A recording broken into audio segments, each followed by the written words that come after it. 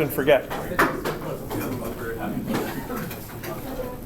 Well, you guys have Exam 1 coming up on Thursday, and I'm sure that you're all feeling super confident about it and ready to go. No problems whatsoever. I would like to believe you if you said yes, yeah. All right, so I started out by just screen grabbing part of the equation sheet and pointing out the most used equations that I kept writing over and over again while we were doing projectile motion analysis. And really, it's just those three equations across the constant acceleration line. And the first one is the definition of what acceleration does. Acceleration applied for a period of time causes a change in velocity. Acceleration is not velocity over time. Acceleration is change in velocity over time. And then the other two are just various combinations of the basic equations. The displacement equation with the 1/2 AT squared. It's very useful if you know all the initial conditions and you know how much time your process takes. And then the v squared equation is useful if you know all the initial conditions and you know how much displacement your process has. So either of those can be used to learn more about the end of the process so that you can accomplish what you really need to do. So definitely one-dimensional kinematics was a big part of what we've done so far, and the other big part is vector analysis. And we've been talking about how to split vectors into components using the sine and cosine functions, and how to take a vector that you know its components and put it back into magnitude and direction form. And if I flip over to the equation sheet, you see there's this section here reminding you about splitting vectors and putting them back together. And if you are in the process of adding or subtracting vectors, either just because you know that you have to do one thing and then do another, such as with displacement vectors, or if it's part of the algebra of solving a vector analysis example, the most straightforward way to deal with vector addition is to split all of the vectors into components and do your addition in component form. Add or subtract all the x's to get a total x result. Add or subtract all the y's in the exact same way to get a total y result. And then take your final results and combine them back to get magnitude and direction. So, as far as specific examples to work on, I think I would be most helpful to you if I address things that you want me to do. So I announced yesterday a reminder that the practice exam was copied into our own course web folder. And of course you have that homework that was due Sunday night and the original homework 1. Is there anything that you would like a little bit of explanation about? What's up? On the practice exam? Yes. Can you go over number 24? All right, let me go to that screen here. That's not your practice exam. Phys2425 practice exam.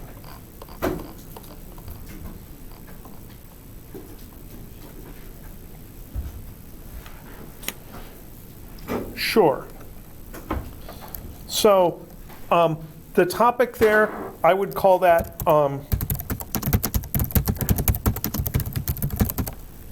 trends in kinematics equations, being able to compare two situations. And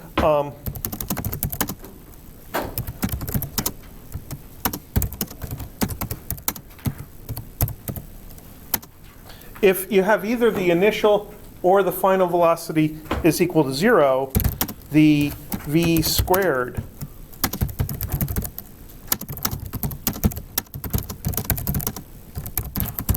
is fairly straightforward to use to find trends. So if I take the case of stopping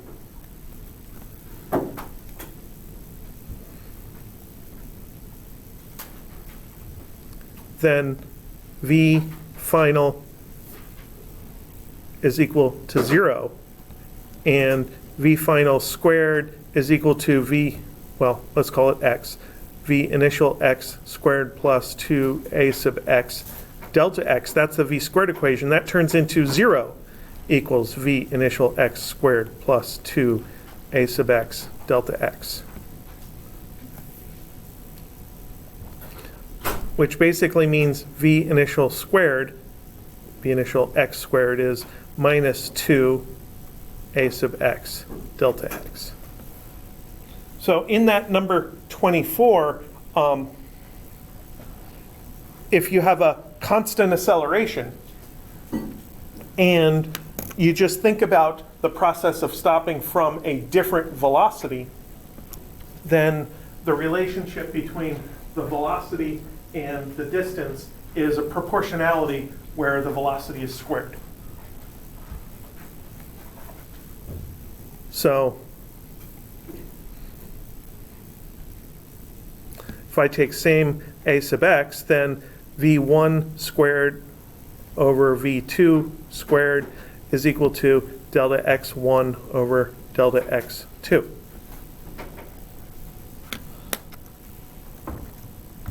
So with 1/3 of the distance, 1/3 of the speed,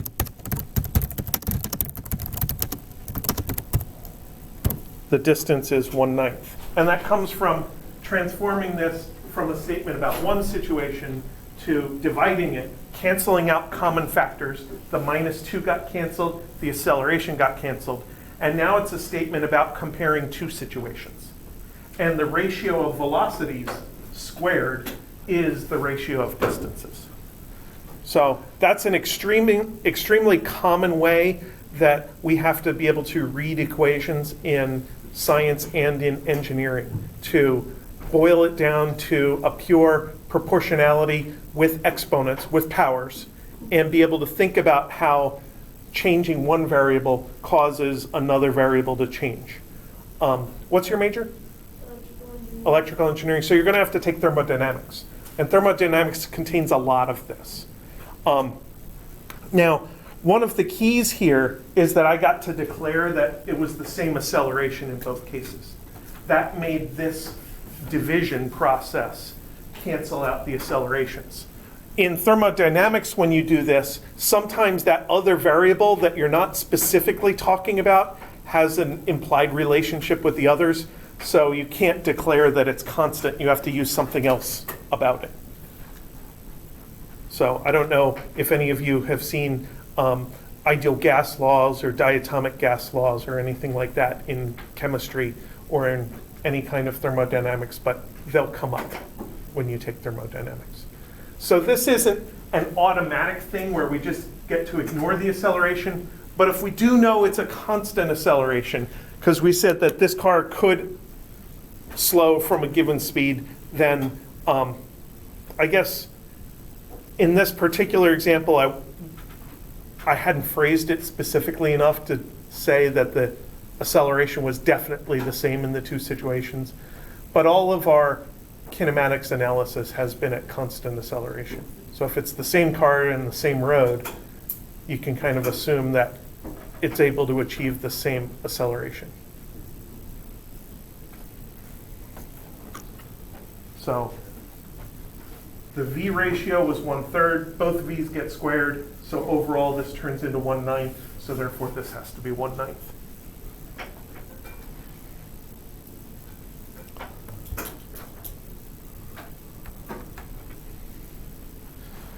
What else?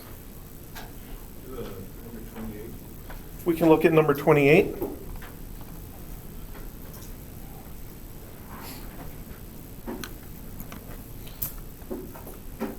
So that is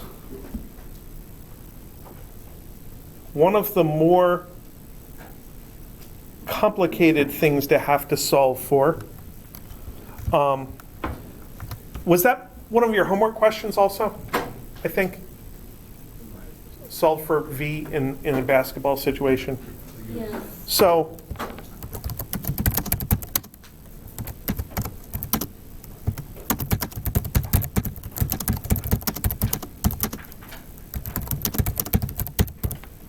it can turn out easy or tough. If given range, delta x, it's not too bad. So we have the x direction is delta x is Vx delta t. And in the y direction, we have delta y is V initial y delta t plus 1/2 a sub y delta t squared. And if we just pretend we don't know the initial velocity and try to plug it in there, it can actually be kind of, to do it fully generically can be a little bit nasty. But with a known delta x and a known angle,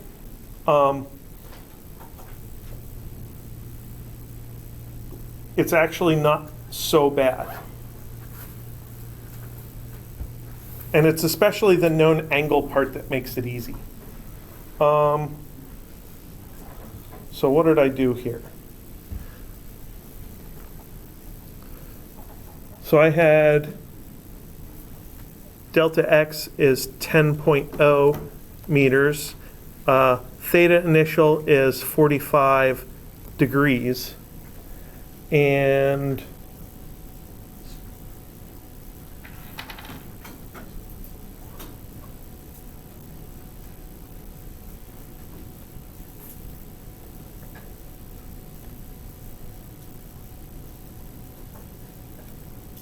delta y is 1.0 meters because the hoop was 1 meter above the person's hands.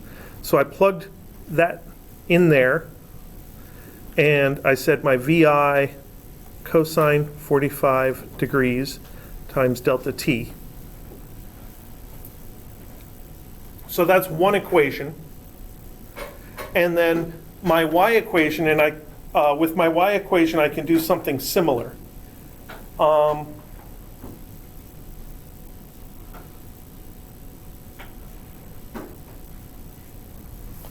So I eliminated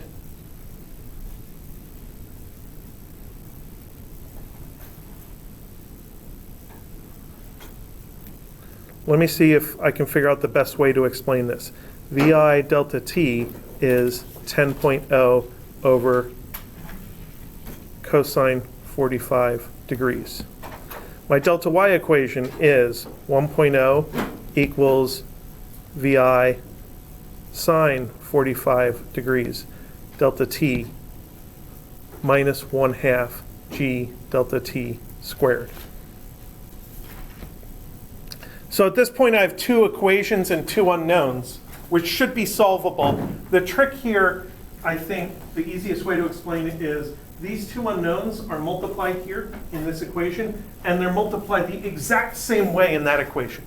So I can pick out this product of VI delta t and replace it with this fraction, because that fraction is equal to that product. So then 1.0 is equal to 10 over cosine 45 degrees times sine 45 degrees minus 1/2 times 9.8 times t squared. And then in this particular example with 45 degrees, that fraction cancels out.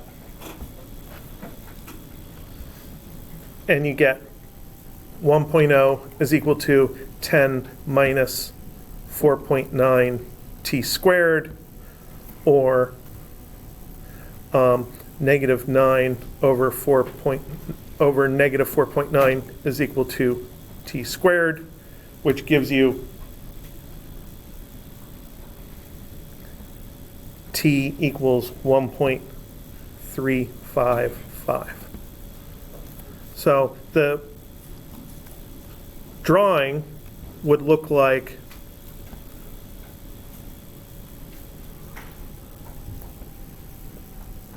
this. So here's 45 degrees, here's 10 meters and 1 meter.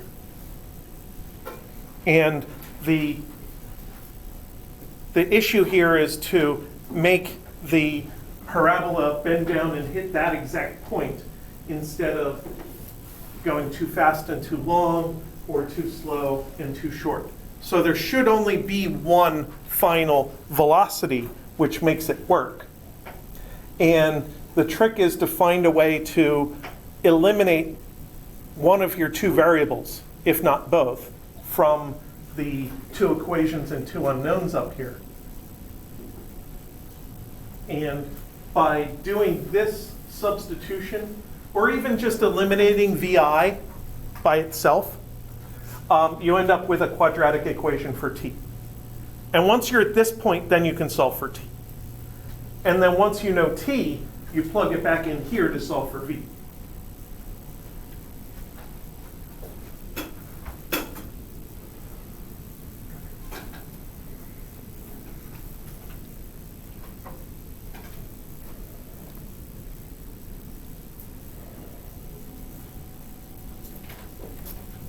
So my strategy was basically eliminate VI first, simplify to get this, and then plug back in later. So just because you don't know enough variables to make one of your equations completely useful to get a numerical result out of it directly, that doesn't mean it's not a true equation. So our basic equation about the x direction and our basic equation about the y direction are still true. We just have to figure out how the numbers fit into them and then how to solve that mathematical system once we're done.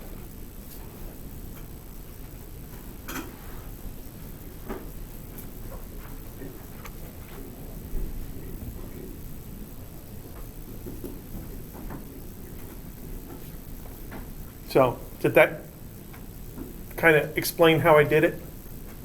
Yeah. So the most challenging thing to do in a general projectile motion example would be to solve for the angle. This is the second most challenging thing to do, is to solve for the launch speed. Yeah? After the t, delta t after sine 45. That was multiplied by the VI, so it got substituted out. Because my substitution, I actually did VI times delta t. I took out both of them, and I put that fraction in their place. When you do substitution, it doesn't have to be one thing. It can be an expression, as long as that exact expression is pulled out and replaced with an equivalent. I could have just solved for VI, which is 10 over cosine 45 degrees delta t in the denominator. And then the delta t in this denominator and the delta t there cancel. It's an equivalent. Can you solve for 31? Are there any other questions about this one first? Then yes. Let's look at number 31.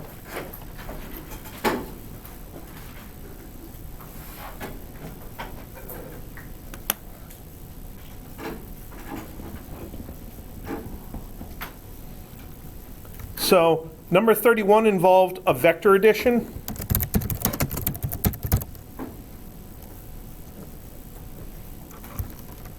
So let's see what this trip involves. Leg 1 has V1 vector is equal to 20 meter per second south, and delta T1 is equal to 120 seconds. And then leg 2 involves V2 is equal to 20 meter per second at an angle of 60 degrees north of east, and delta T2 is 120 seconds. And I want to know the average velocity, magnitude, and the average speed for the trip. Well, the average speed is easy. I only ever went 20 meters per second on this trip. So the average speed is 20 meters per second, regardless of direction. So to find the velocity, I have to take these two legs and figure out what the total displacement is going to be. So delta R1 magnitude is equal to 20 meters per second times 120 seconds is equal to 2,400 meters. So that's the distance of leg 1. And leg 2 is going to have the same distance because it's the same speed and time. But leg 1 is going to go this way to get to there. And leg 2 is going to, starting at east, 60 degrees, it's going to go this way and get to here.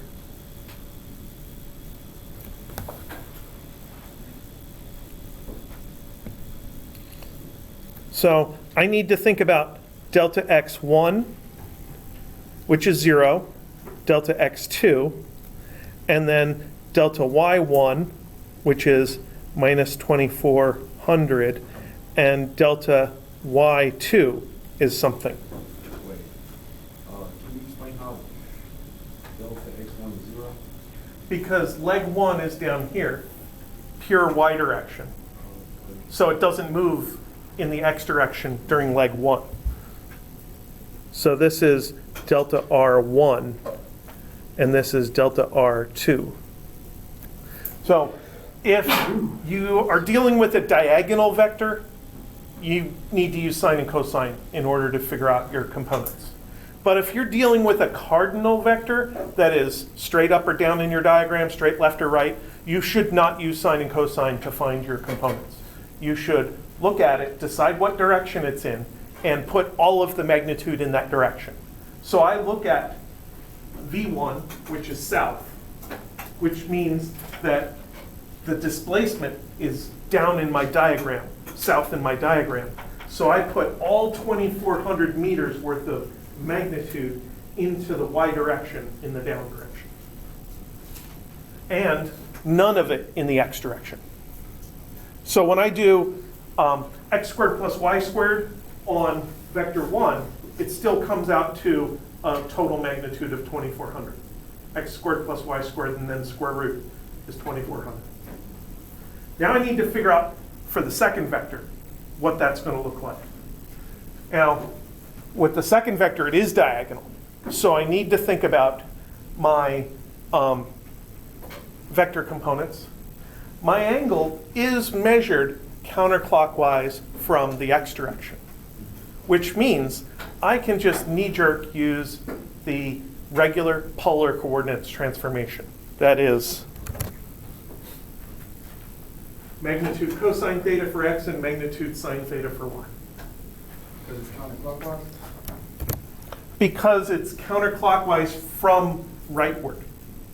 Because it says 60 degrees north of east, and east is the x direction. So that means that this is 2,400 times cosine of 60, which is 1,200. And this is 2,400 times the sine of 60, which I don't know.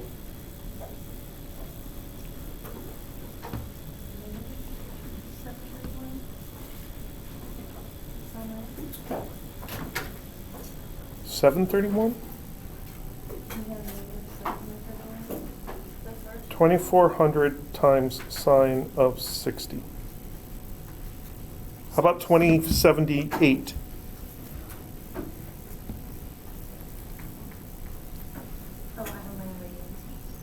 Careful about radians mode. If you ever have to switch back and forth between degrees and radians, then the first thing you do before you do trig on your calculator is check your mode. Yeah? When do we use radians and degrees? We will use radians when we deal with circular motion sometimes, or rotational motion, and when we deal with oscillations. After solving this question, is it possible you can solve it while going clockwise instead of counterclockwise? Like 60 degrees. It's possible you can do it clockwise. We can look at a different vector, yeah, after this. So then delta x is 1200, and delta y is equal to, it's actually minus 322. Is that about right? 2400 minus 2078 is 322. So then delta r is square root of 1200 squared plus 322 squared, which is approximately 1242. And then v average, v vector average magnitude is delta r magnitude over delta t, which is 1242 over 240, is 5.2 meters per second. So the magnitude of the average velocity means I have to first calculate or think about average velocity, which is delta r vector over delta t, and then figure out how to take the magnitude of that. And I can just take the magnitude of the numerator, which is what I did here. So I can plug that in, divided by delta t to get that.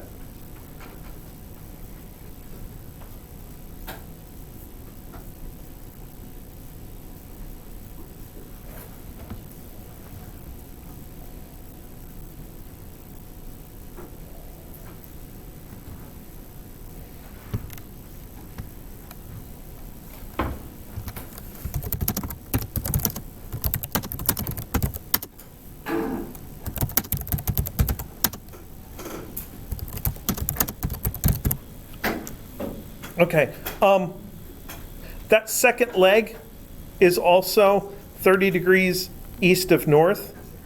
So delta R2 is 2400 meters, angle 30 degrees east of north. So if I draw it,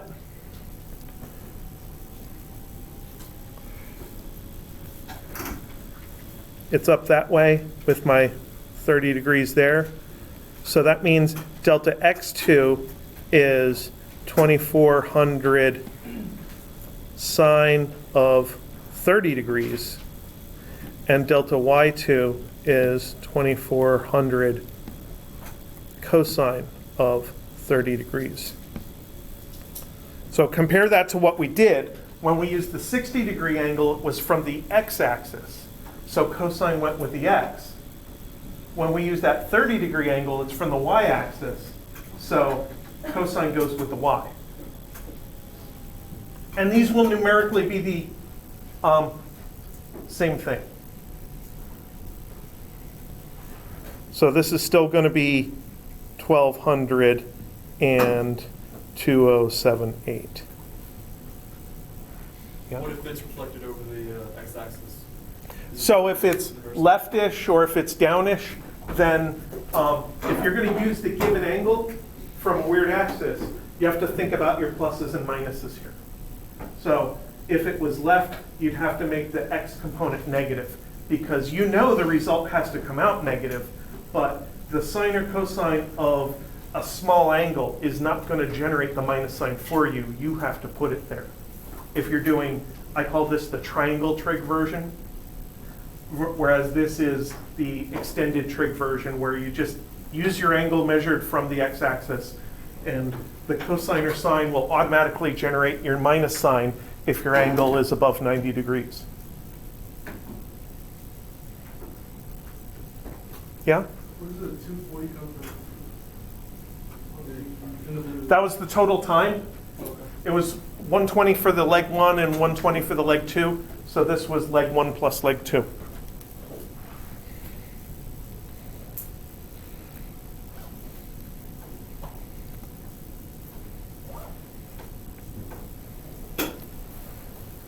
That's where that came from.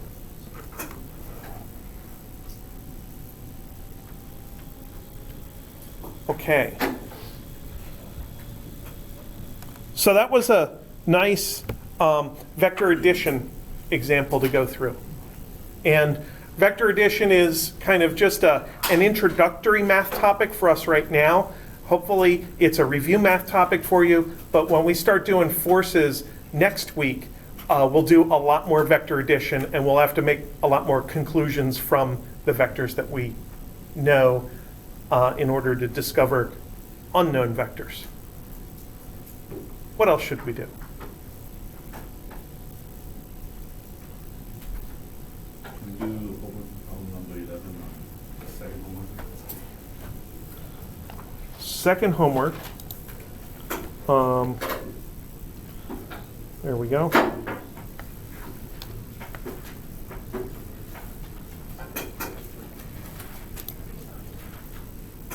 Number 11.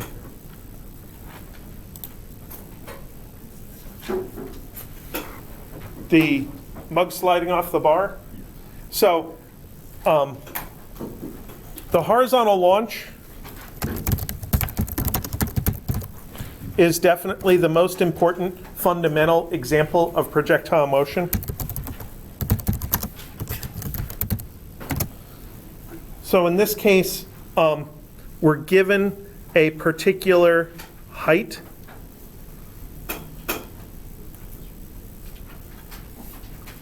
And our V initial is our Vx. All of that velocity that happens when the object leaves the launcher or when it leaves the edge of the table, all of that speed is given to the x component of the velocity. So then this thing slides off, hits the ground over here. There's a delta x and an h. And there's a delta t is flight time. In this situation, you should be able to be given any two of these four variables and solve for everything else. With four variables, you need four equations. And given two of them, that counts as two equations. We have two other equations. Our x equation, delta x, is equal to vxt. So that links three of our variables: the launch speed, the range, and the flight time. And then in the y direction, we get the nice easy h is 1/2 gt squared. And sure, we don't need to call it delta t, we can just call it t. And that's the cool thing about the horizontal launch. Because we don't have that initial y velocity, the displacement equation simplifies.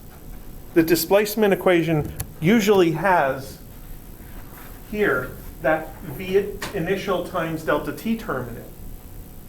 But if this is 0, the equation's much simpler. And we simplify it to that h is 1/2 gt squared. So really, the gravity is acting as our timing device. Gravity is connecting the time and the height for us. So in this particular homework question, you're given the two distances. You're given the range and the height. So you plug the height in here and get the time, and you plug the time in here with the range and you get the speed. And it's pretty straightforward for a university physics level course. So that's the first basic one. We have to get this example. So let's run through it real quick. Given delta x is equal to 1.6 meters and h is equal to 1.3 meters, we basically plug in the h here, 2h over g with a square root is equal to t. So 2 times 1.3 over 9.8 with a square root is equal to a number, which is the flight time.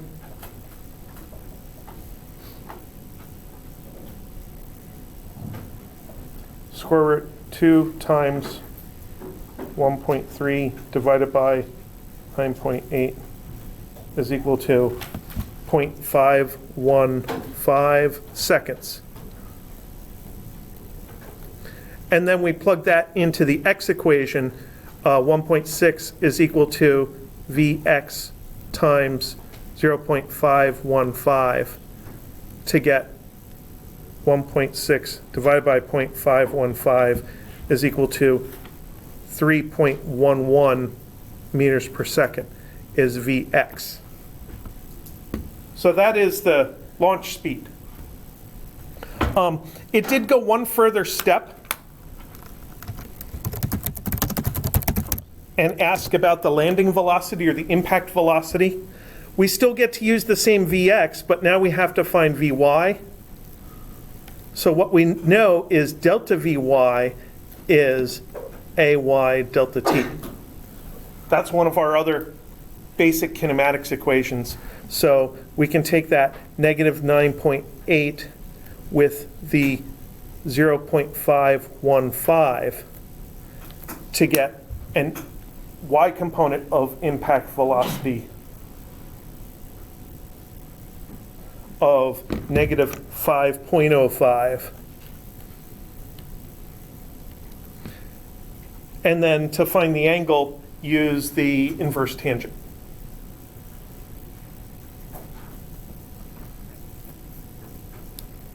So then we draw our axes for this vector. It's over 3.11, down 5.05, so it's that way. So this side is 5.05, this is 3.11. What angle did they ask about? The angle below the horizontal. So in triangle trig, your opposite would be 5.05, not negative, because triangle sides can't be negative. Your adjacent side is 3.11, and your theta is what you're looking for. So theta is 10 minus 1 of 5.05 over 3.11.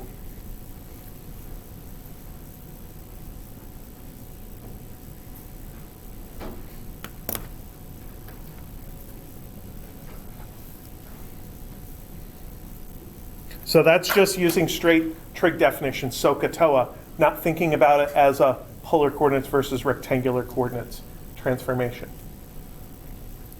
So, interesting thing. This is exactly the same setup as the basketball shot that I was asked about at the beginning.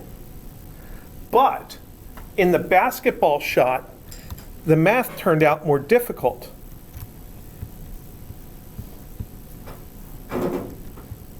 Because I couldn't just use the y equation to solve for t, because that unknown velocity was in there gunking things up. So that's why I couldn't do it that way with the basketball shot. But if this term is 0, because your sine of your angle is 0, then all of a sudden this thing's easy to solve.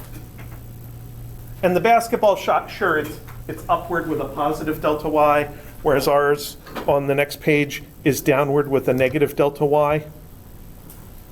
And the negative delta y we use to cancel out the minus of the acceleration so that we get this easy equation. So the end result is that when you're dealing with a case where something is 0, some important vector component is 0, an angle is 0, it usually simplifies things so that you don't have to go through all of the simultaneous equations and sometimes trig identities jumping through fiery hoops to get your solution. So that's why it's an advantage to go back to basic equations as much as possible, because you can see how it simplifies along the way rather than using canned solutions all the time.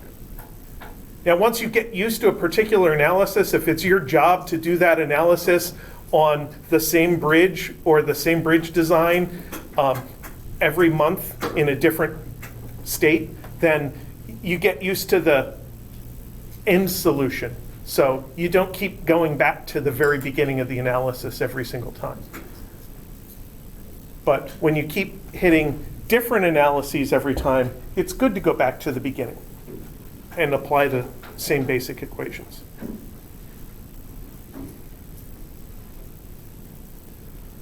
What's up? Is there going to be a free response section on the test? I do not plan on having a free response section on the test.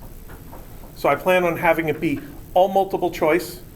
The practice test gives a pretty decent estimate of my division between conceptual questions and short numerical questions. To me, a short numerical question for you guys means that you have to pick some numbers out of the description and add, subtract, multiply, or divide them maybe with powers.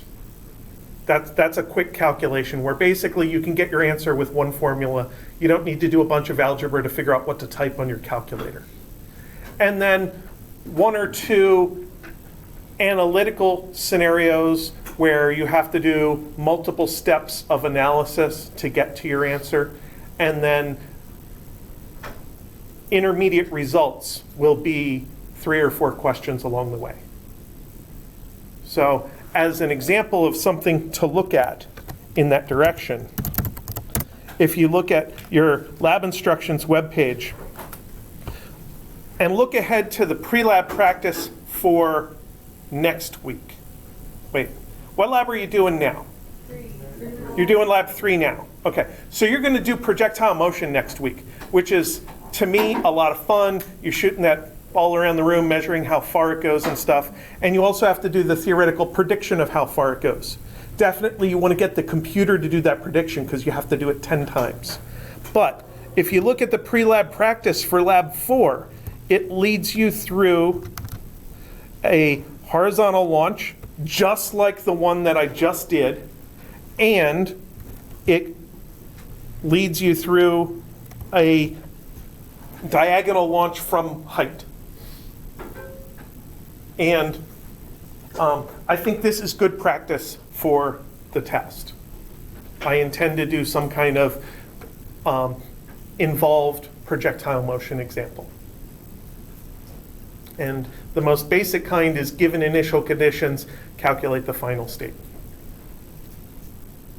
I give you speed and angle and something about the end, and you have to calculate the range, or you have to calculate the height at the end, or something like that. Probably the velocity at the end also.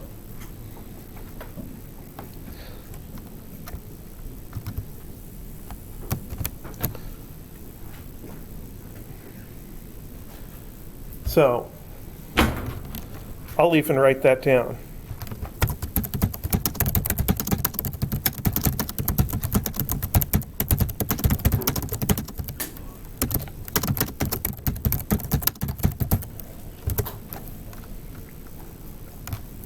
One of the other things about the pre-lab practice is I edited them a couple of years ago and picked out the exact sections of the textbook which apply to that. So that may help you focus your textbook reading energy.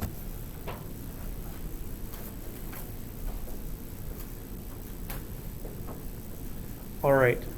Yeah. I was gonna ask a question. Okay. How would you get a magnitude of 2 vectors? It totally depends on the setup. Usually, with vector analysis questions, you know all but 2 things, and then you have 2 vector equations, your x component and your y equation, your y component equation, And then with 2 equations, you can find your 2 unknowns.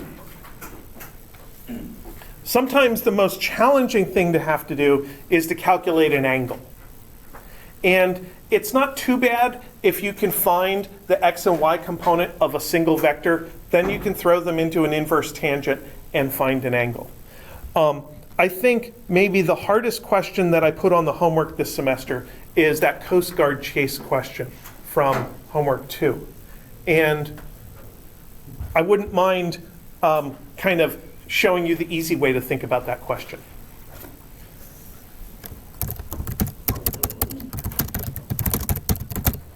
So I'm going to do a nice gigantic drawing here.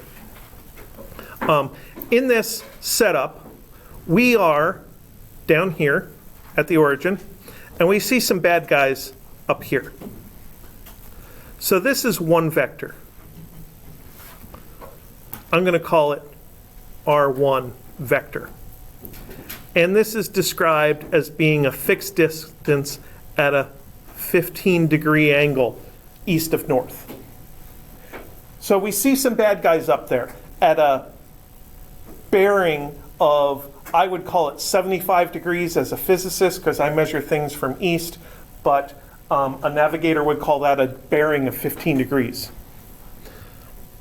And these bad guys are on their own heading, which is up that way. This is V1. And their heading is, I think, 40 degrees east of north at a particular velocity. So that puts them on a track. And at any moment, they're going to be somewhere along that track at one of the dashed lines. I want to catch them. I want to catch them in the fastest way possible. So I'm going to launch a speedboat with a V2, which is going to head up here. And if I do things right, I can intercept them in the shortest time possible by traveling in a straight line. So the question is, what is this angle here, phi 2? What angle do I have to launch at in order to get up there and intercept them? Because I could just launch at 15 degrees, follow the red arrow till I get to this corner, and then turn the corner and then chase them down from there. And sure, I would catch them because I'm faster than them. But I don't want to do it that way. I want to do it efficiently.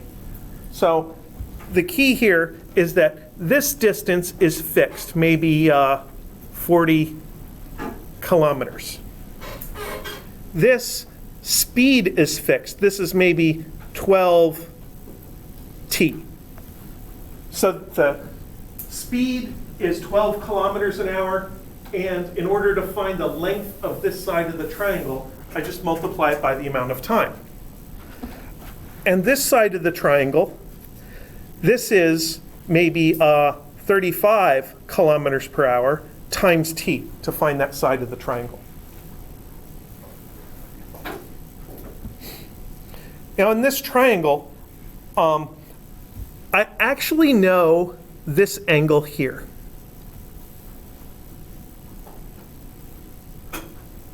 That angle is, if I went from here to there, straight across, it'd be 180 degrees. So it's 40 less, but 15 more. So, yeah. I don't know if you did that or if you've seen this triangle before. All right, so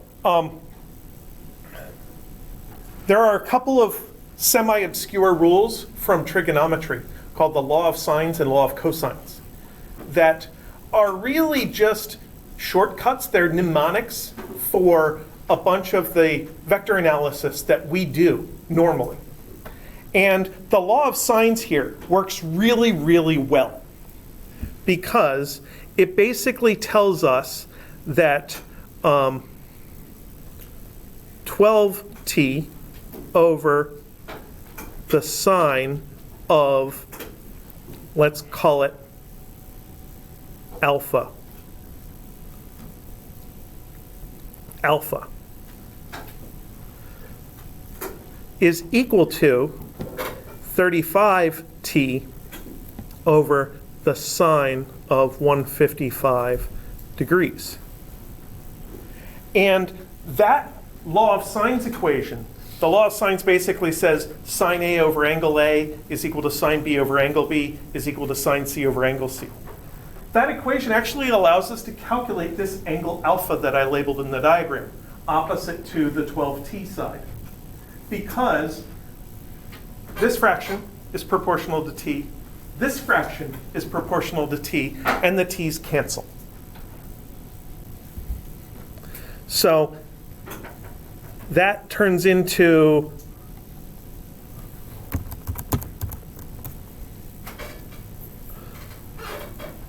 sine alpha is equal to sine 155 degrees times 12 over 35. If you mess through all the proportionalities and stuff. And that allows you to find your angle alpha. And once you know your angle alpha, you just add 15 degrees, and that's your angle phi, your heading that you want your boat to go on. So that's the tricky way to do it, is to realize that this whole map of their position and their path versus our path, this whole map is a big triangle. And there's lots of cool triangle relationships, law of sines and law of cosines. I would not expect you to know the law of sines and law of cosines on a test. I do think of them as obscure trig identities. They're super useful when they're useful, and you should have a reference and look them up so you don't mess them up. But when they are useful, they work really well like this. So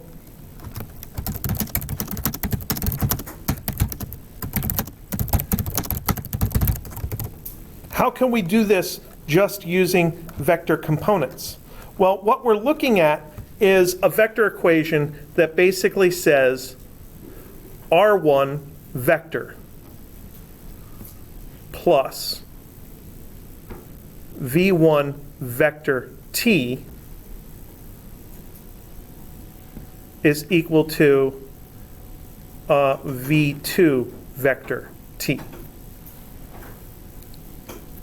And I'm going to stop going multicolor because it just slows me down. So this turns into an x1 plus v1 cos theta 1 t equals v2 cos theta 2 t. And y1 plus, actually, let me just call this v1x. I'm gonna leave this one in this form, but I'm gonna call this one just v1x. And this is v1y t equals v2 sine theta 2 t. So we know R1 vector. So that's the same as knowing x1 and y1. We pick a coordinate system, we can find x and y components of a vector. We know v1 vector. So we can split v1 into x and y components, that's not a big deal. We know v2 magnitude, but we don't know its direction. So that's why I explicitly wrote vector 2 as being split into magnitude and direction, because I know the magnitude, I know this part, it's just the t I don't know. And it's the theta I don't know. So this is a pain to solve.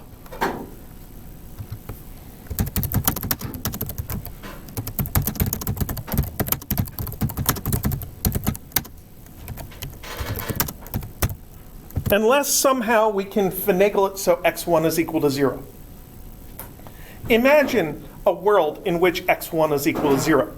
Then we can look at this equation, and with x1 being 0, we can cancel the t's. All of a sudden, it's just a numerical equation for theta. And then we can find our theta, out pops the answer, and we can plug that theta in down here, And then everything's numbers except for t, and we can find our t. So how can we do this?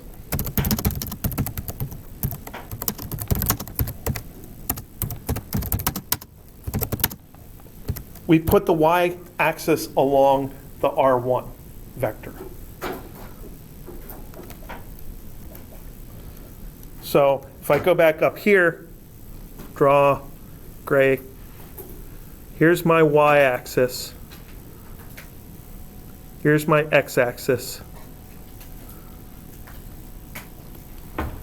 So this I call my x prime axis and my y prime axis. I line my y-axis along that initial vector.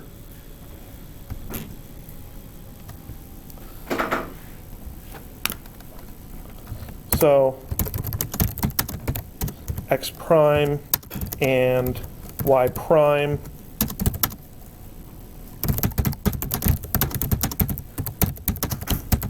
to remember that we're using tilted axes. And then x1 is equal to 0. I can cancel out my t's. And I know v1x. I can split a vector into components. Even in a tilted coordinate system, I can split a vector into components. We'll go over details about that when we do the inclined plane and analyzing how something slides down a plane with or without friction. And for this particular question, yeah, I kind of sprung it on you. I didn't give you any hints about how to use a tilted coordinate system. I didn't give you any hints, I don't think, to use the law of sines to solve that. I wanted you to come up to this challenge and come up to this math and look at it and probably make a face at it so that you understand how useful it is to tilt the coordinate system when we do that in 2 weeks when we analyze the inclined plane. Sometimes it's important to see a difficulty before you understand how important the solution to that difficulty is. It's just one homework question. Is this going to be on the test? No. That'd be me. That's Yeah. So is there anybody here who's a GIS major? This is probably relevant for that, for surveying, because being able to deal with maps and angles and stuff is their bread and butter. Okay. It is 4:30. Does anybody have any other questions that you'd like me to talk about? Maybe more basic than this. Is there anything you haven't gone over that's going to be on the agenda? That I haven't gone over today? Yes. We did stuff having to do with constant acceleration in the context of projectile, constant velocity, splitting vectors into components, I don't know, interpreting graphs of velocity and position, that kind of thing. Interpreting functions of position as a velocity. Will there be like any I hat, J hat? I find that more of a tool to use in communicating more complicated situations. The tendency I found in physics courses is that your homework is more complicated than what I can put on a test. So I try to make the test more straightforward because I know that you're super stressed and you're studying for like 2 other courses that have exams this week. So I know you can't just set aside 6 hours to work on this test. You have 75 minutes. All right. Well, then probably the best use of your time is to go and rest, get lots of sleep, bring a calculator, non-internet, bring a pencil, and I'll bring everything else.